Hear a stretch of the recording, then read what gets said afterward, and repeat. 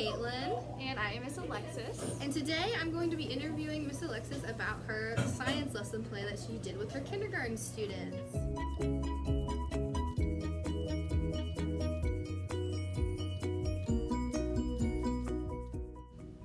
Use and share observations of local weather conditions to describe patterns over time.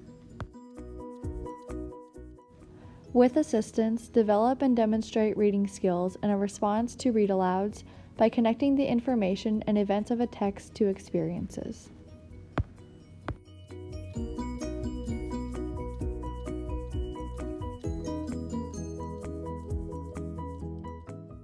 So what did the students in your classroom already know about weather before you started this lesson?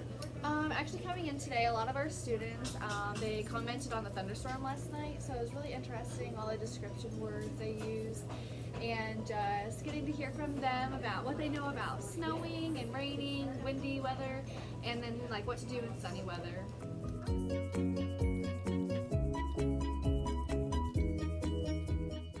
So how did you start your lesson by getting the students engaged in the material?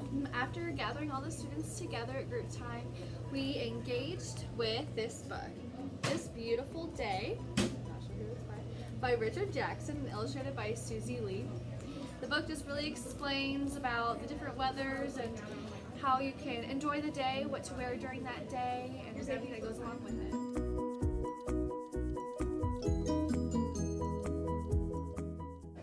Awesome. So how did you get your students to explore the concepts that you wanted to teach them?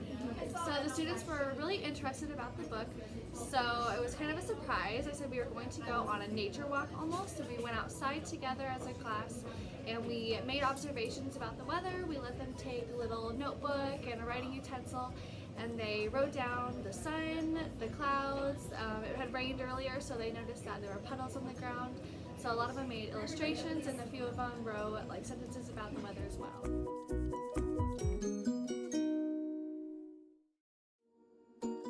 Oh, that sounds like it was a really fun time. Absolutely. So how did you go about explaining what they had observed outside on the nature walk? Right, so while we were outside, there were a lot of questions, a lot of comments about everything. So when we came back inside after that short 10 to 15 minutes outside, we really discussed where rain came from, how it comes out of the clouds, how snow is just like rain except it's frozen because of the temperature. We discussed temperature, how the sun makes it warmer and wind can cool down the weather, and just basically how we would dress to protect ourselves from each weather condition, and just a lot of elaboration on that, and the kids opened into questions. They had questions about that. So